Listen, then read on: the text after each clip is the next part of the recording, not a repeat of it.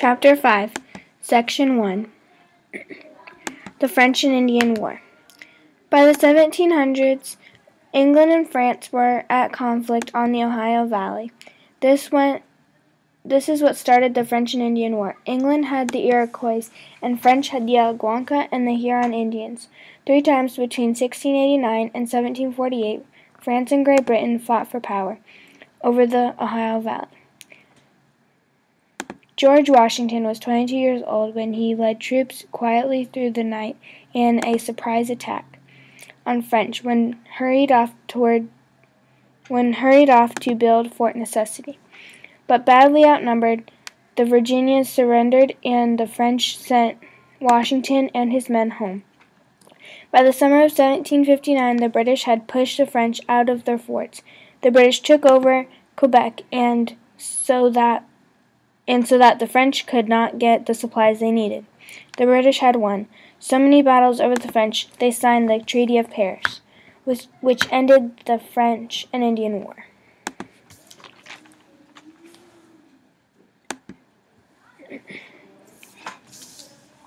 Section 2. Turmoil over taxation. After Britain had gained the Ohio River Valley, the colonists followed the French, heading west for land for themselves. Many Native Americans lived in the Ohio Valley. When the British settlers came, they clashed with the Native Americans. The British sent Lord Jeffrey to the Ohio Valley. He raised price on trading goods, and built farms and plantations on Indian land. In 1764, George Grenville asked Parliament to approve the Stamp Act, which will put new tax on molasses.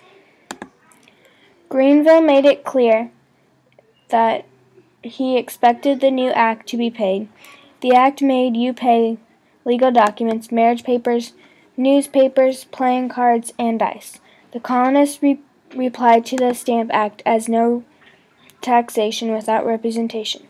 The colonists boycotted against Parliament. In May 1767, Parliament passed the Townshend Act, which taxed goods such as glass, paper, paint, lead, tea. Also, Parliament sent British troops and said they could look in your house at any time.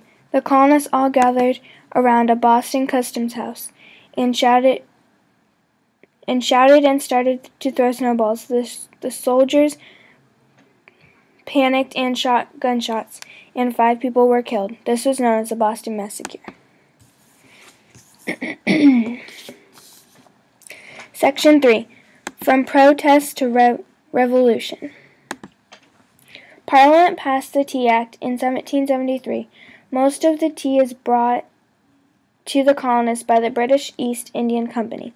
The British Company was in financial trouble. Parliament tried to help them out by taxing the colonists with the Tea Act.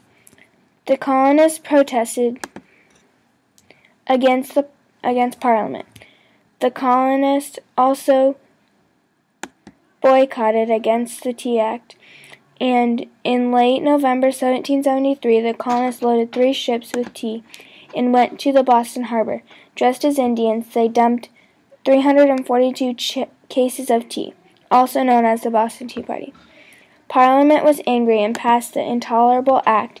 Parliament shut down the parts of Boston, then forbid the colonists to hold town meetings more than once a year with permission. Third, redcoats were to stay in colonist houses.